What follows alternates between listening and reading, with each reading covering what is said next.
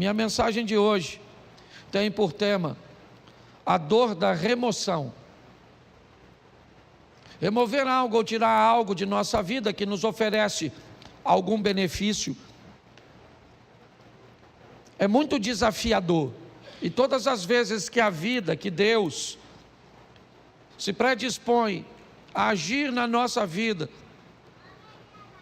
para que algo ou alguém seja removido dela, essa remoção, ela vai causar dor, por medo, por sentimento de posse, ou simplesmente por conforto.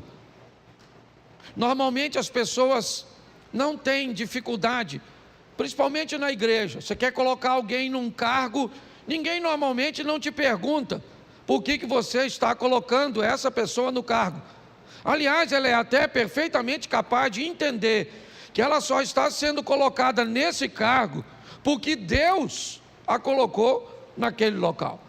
Mas se você precisar remover essa pessoa do cargo, normalmente ela quer uma série de informações, de justificativas para cujas quais ela está sendo removida, retirada de uma função, porque na maioria das vezes, quando algo precisa ser retirado da nossa vida, essa remoção, ela vai nos trazer algum desconforto, alguma dor.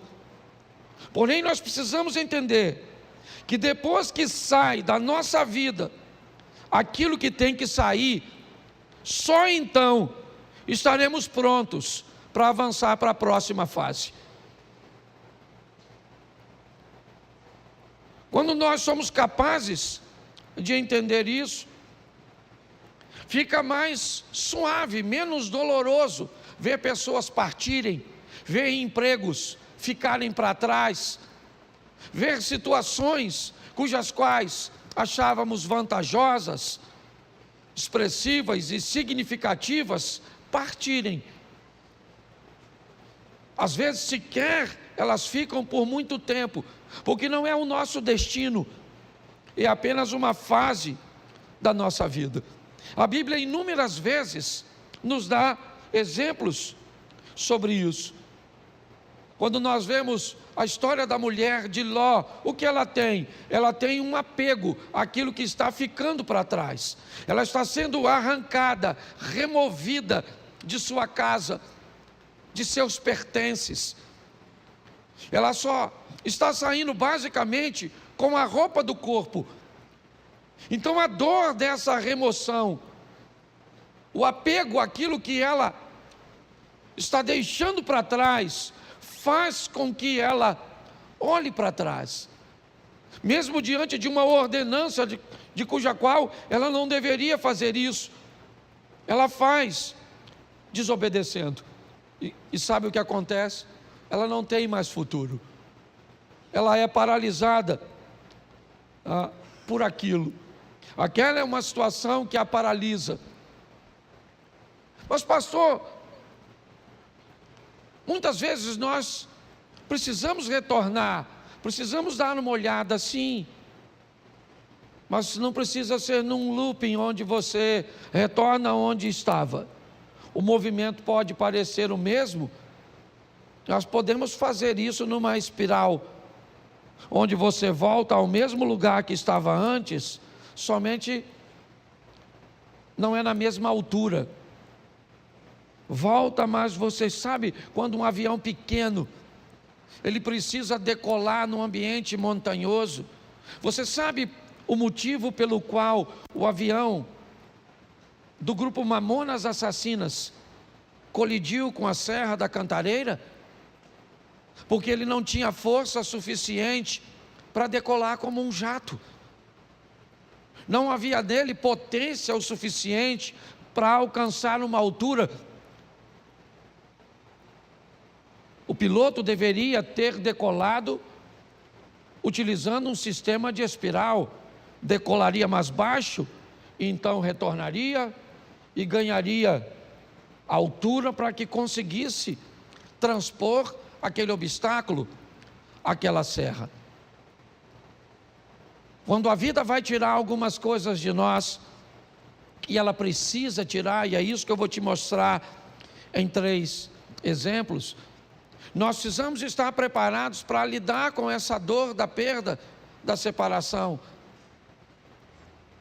com a remoção, né, de algo ou de alguém que precisa ser retirado da nossa vida, porque senão nós não vamos transicionar de fase. Há quanto tempo você não muda de fase na sua vida?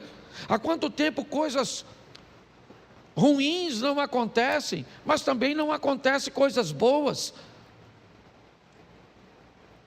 Quando você vive num dinamismo, é lógico que nem sempre coisas boas vão acontecer. A dinâmica da vida traz consigo coisas ruins, mas coisas boas também acontecem.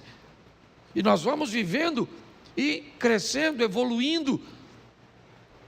Mas se nós não soubermos lidar com essa situação, nós vamos ter problemas. O primeiro texto que eu quero usar é um exemplo disso num milagre.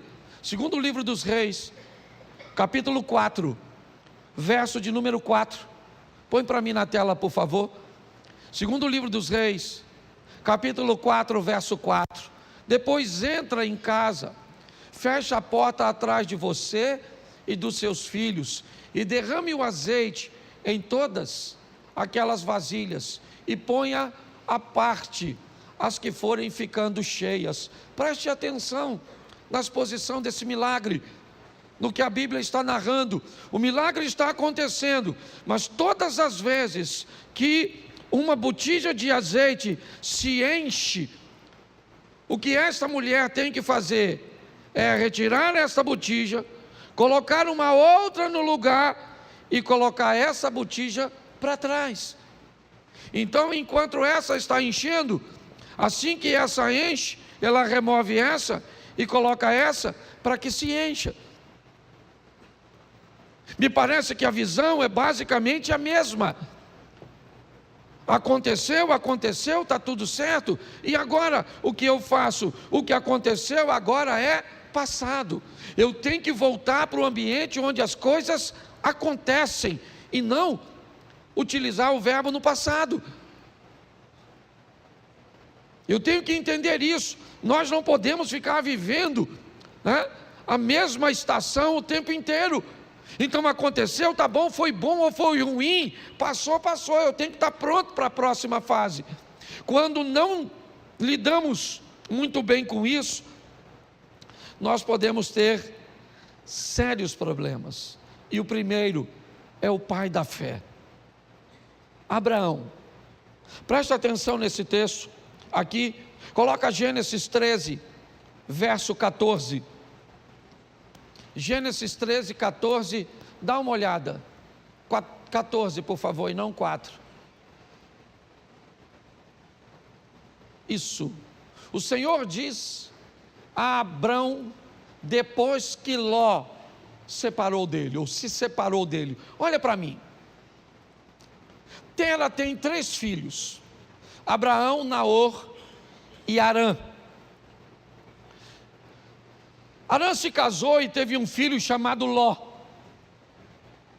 E logo em seguida Harã acabou morrendo. Tera deixa Naor em Ur e sai com Abrão, com Ló, com Sarai, a esposa de Abraão, em direção a Canaã.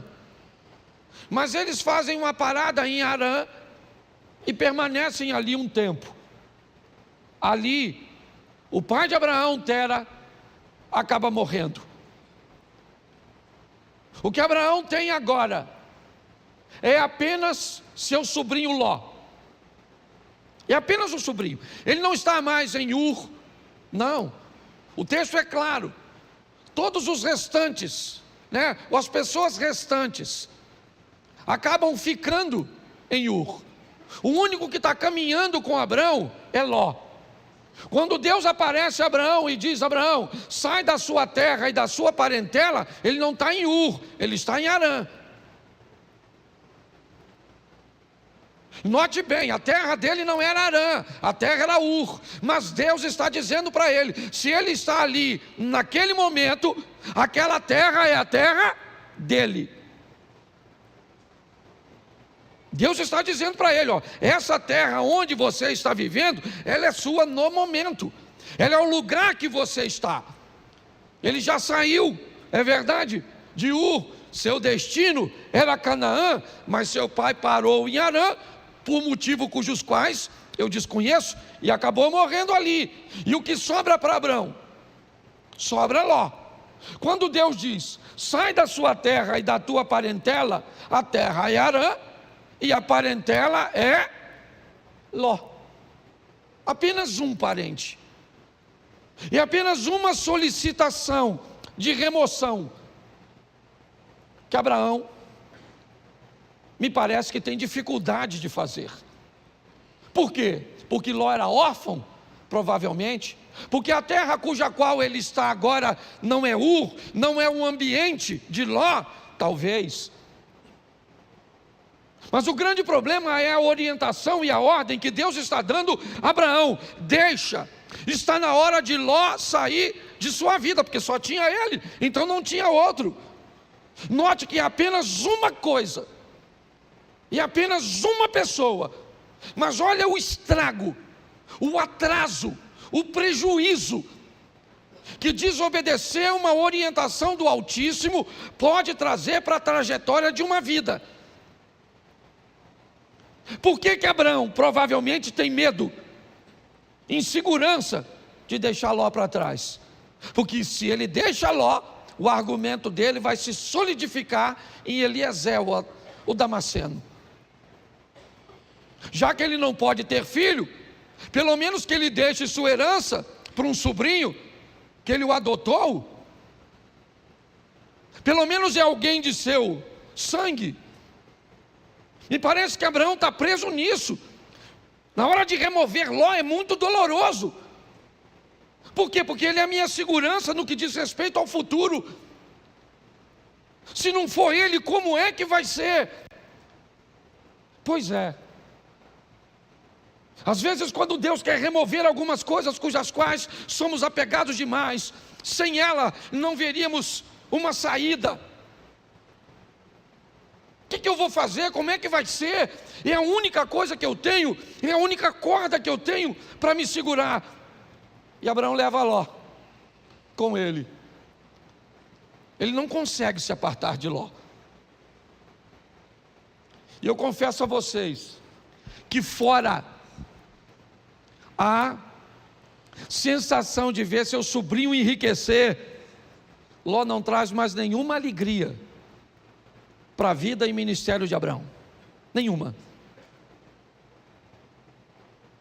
Se você for olhar a história, é só problema, é só dificuldade, é só adversidade.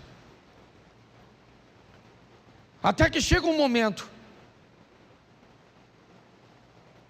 que Deus diz: Abraão, não tem mais como.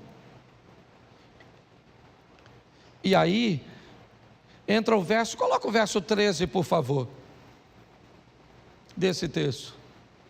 Ora, os homens de Sodoma eram maus e grandes pecadores contra o, verso 14, disse o Senhor a Abraão, depois que Ló se separou, ergue os olhos e olha, desde onde estás, para o norte e para o sul, para o oriente e para o, vamos lá, porque toda essa terra que vês, eu te darei a ti e a tua,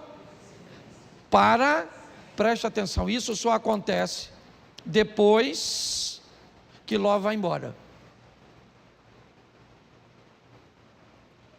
Olha só, Abraão era rico, sim ou não? Sim. Foi a riqueza e a prosperidade que fez com que os poucos recursos da terra não fossem suficientes para sustentar os dois rebanhos. Há uma briga, um litígio entre os pastores de Ló. Então Abraão Diz a Ló: escolhe para onde você vai, escolhe. Decida para onde você quer ir. Note que Abraão não está preocupado com a direção, ele está preocupado com a companhia.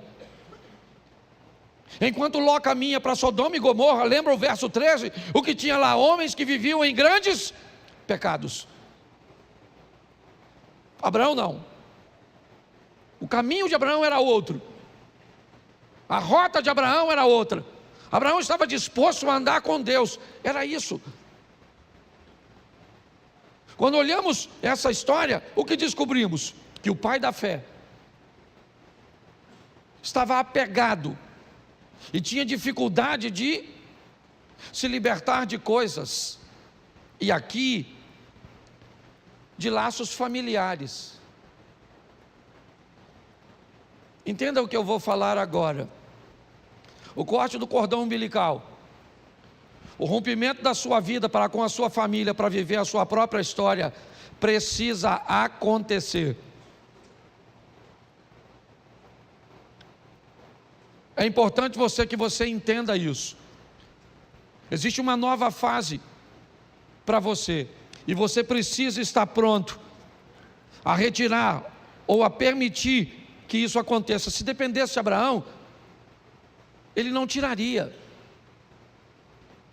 Mas a prosperidade dos dois foram tanta que a terra está dizendo para eles: vocês não têm como viver juntos. Então ele diz: então você vai embora.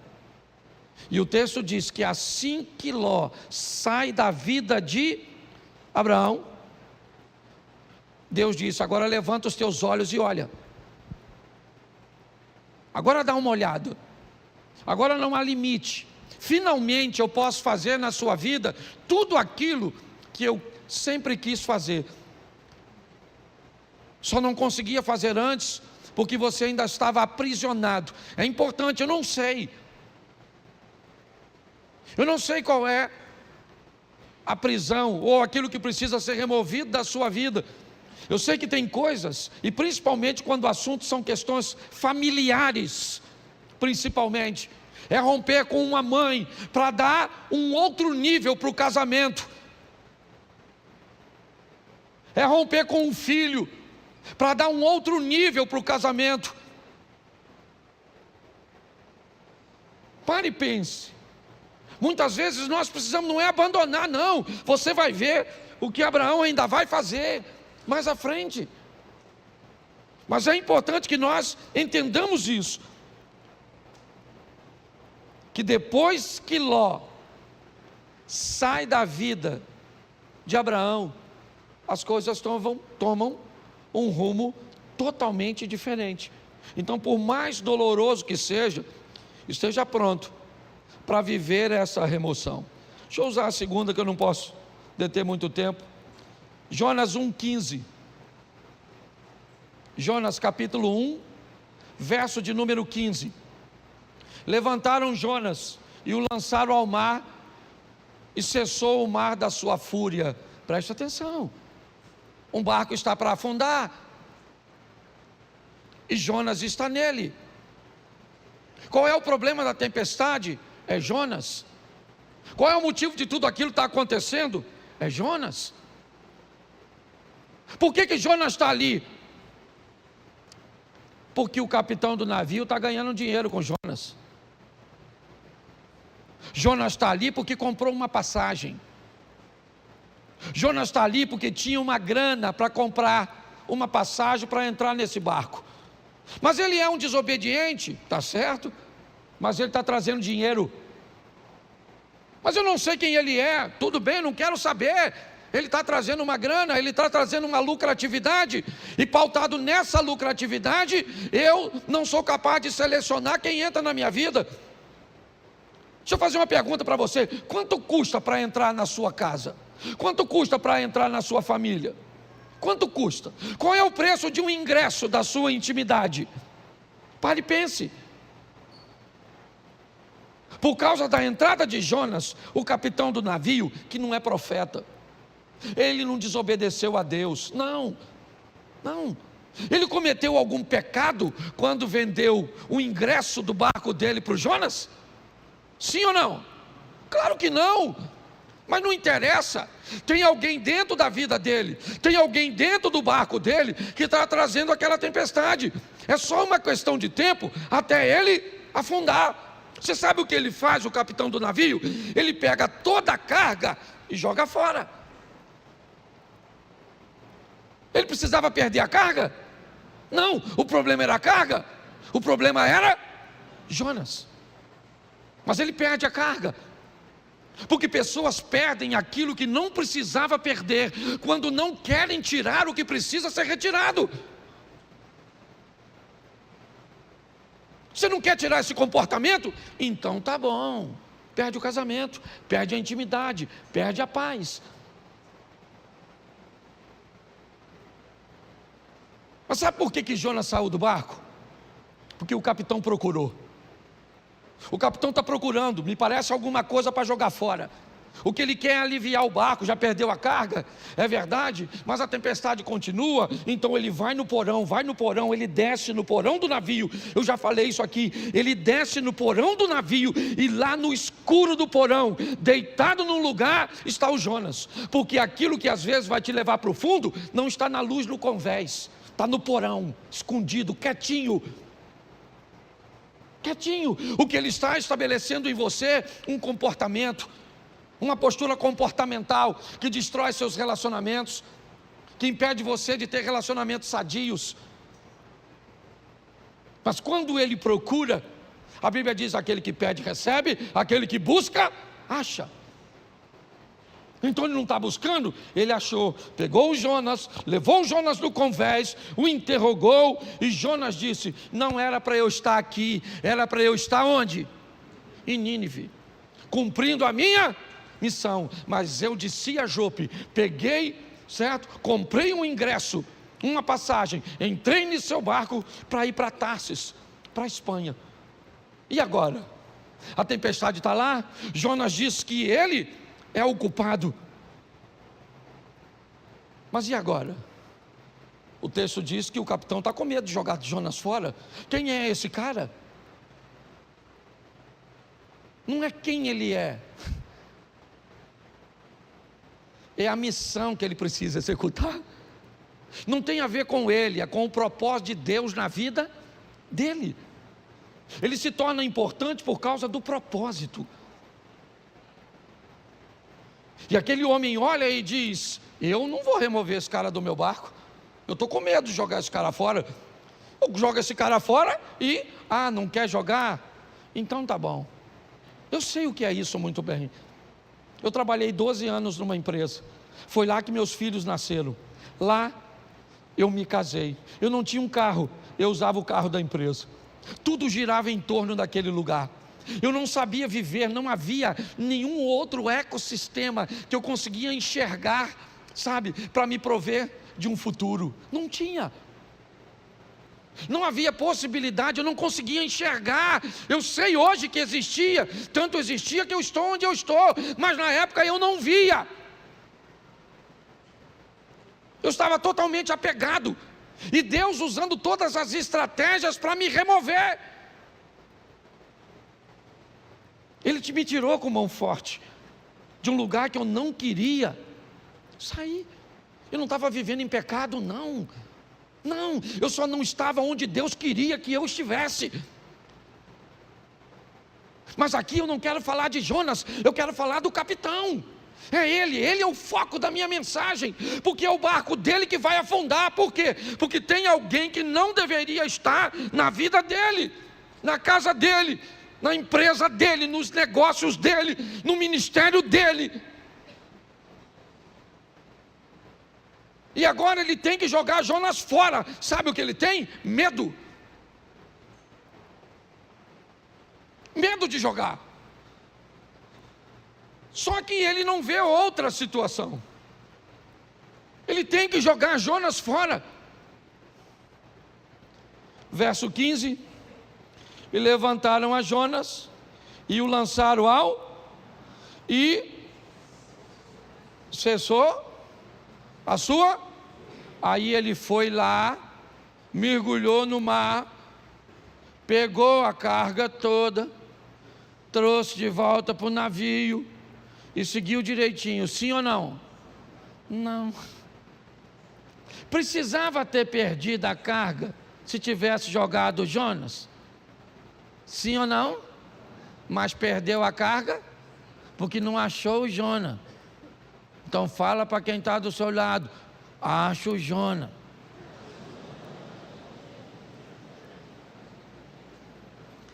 Entendeu, querido? Acho que Deus está falando com alguma pessoa aqui hoje. Certo? Você nem tem barco, mas tem Jonas. Tá certo? Ah, pastor, descobri hoje. O meu Jonas é o meu marido. Se Jonas é o seu marido, eu vou te dar uma notícia, dona. Afunda. Porque tem gente, a turma que já está brigando, né? Fala, pastor, nossa, remoção. Nossa, podia sair morto. Mas afogado serve. Você está rindo, mas o assunto é sério. Dá uma olhadinha, gente. Porque eu creio que Deus está falando conosco, amém? O terceiro, Gênesis 37, verso 28. 37, 28 de Gênesis. Isso. E passando os mercadores midianitas, os irmãos de José o alçaram e o tiraram da cisterna e o venderam por 20 ciclos de prata aos ismaelitas. E esses levaram José ao... Preste atenção, quando Deus precisa tirar você de um lugar onde a sua visão é diferente da visão dos outros. Por favor, se você veio para essa igreja, certo, e você não quer se encaixar nessa visão, essa é uma mensagem extraordinária para você.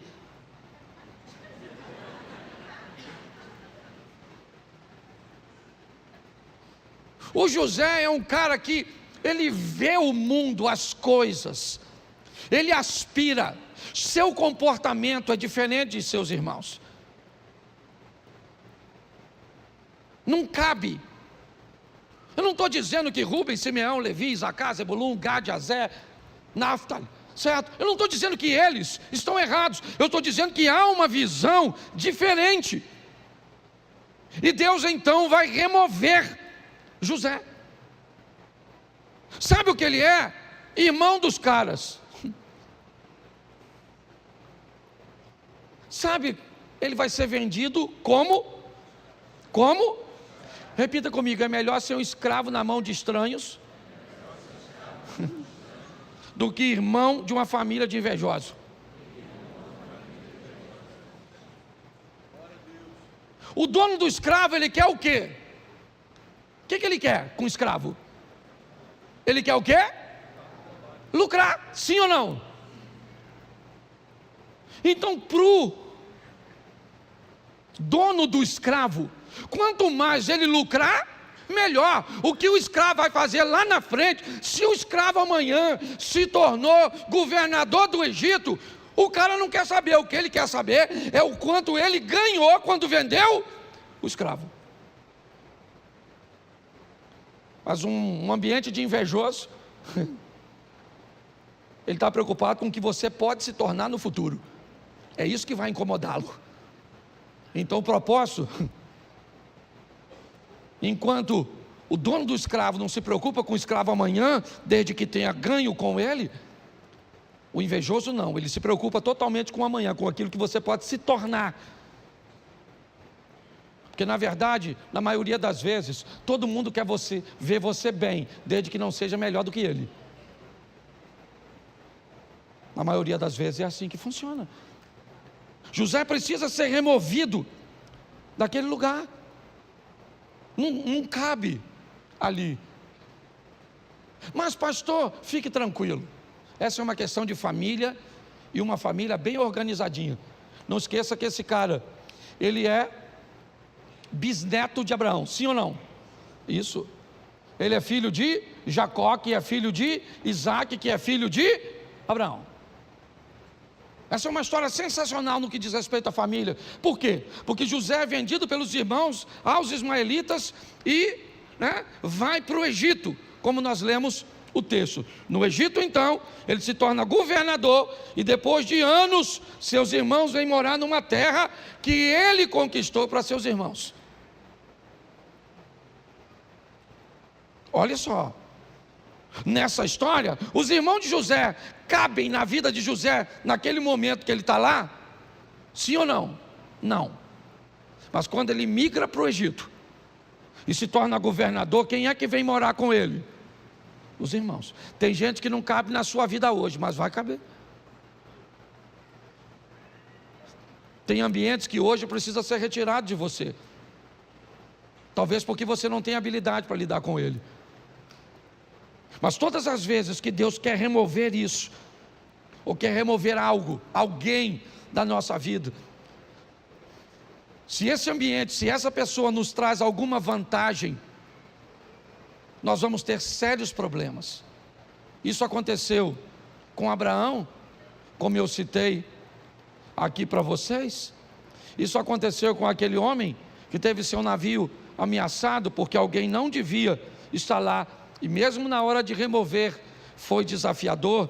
E para José também foi difícil ver seus irmãos ficarem para trás e ele ser vendido. Hoje, o que eu entendo aqui para todos nós é que algumas coisas precisam ser retiradas, removidas.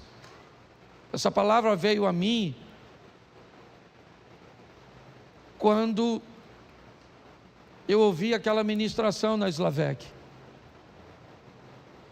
onde aquela ideia de graça que me trouxe até aqui foi ampliada, não diminuída, ampliada. É uma nova fase. É importante que nós venhamos a respeitar o tempo da mudança. É um grande desafio para nós. Eu não sei se você sabe, mas a história de Abraão começa com 75 anos de idade. Isaac nasce, Abraão tem 100 anos. Foram 25 anos depois. Ele teve que vivenciar tudo aquilo. Talvez por isso ele seja chamado o pai da fé. Hoje, muitas vezes, Deus tenta remover coisas tão pequenas. Eu vou falar aqui algo, não vou expor a intimidade de ninguém, mas não sei nem se o casal que eu atendi está aqui, mas não vou citar seu nome de forma nenhuma aqui. Eu estava atendendo agorinha mesmo um casal que corre o risco de se divorciar porque a mulher tem dificuldade de remover o celular, de remover o vocabulário. E se não fizer isso, o casamento acaba. Mas ela tem dificuldade de remover, porque todas as vezes que algo precisa ser retirado, nós temos muita dificuldade. Tenta fazer uma devocional toda manhã, tenta, e você vai encontrar com diversos obstáculos que você precisa remover. Tenta levantar de manhã, fazer a sua oração, fazer sua leitura bíblica, fazer um período de meditação. Eu não sei de quanto tempo você pode, mas tenta fazer isso. A probabilidade de você não conseguir é muito grande, porque para colocar essas coisas em prática, você vai ter que remover outras coisas que você já faz e que lhe oferece conforto. Tenta orar toda noite com sua esposa, de mãos dadas. Tenta fazer jejum pelo menos 2 ou 3 vezes na semana. Tenta para ver. Pastor, por que é tão difícil? Porque antes de fazer aquilo, você vai precisar remover outras coisas que já estão estabelecidas, que te oferecem vantagens, que te oferecem conforto. Hoje a minha proposta, sabe, é trazer esse entendimento para você.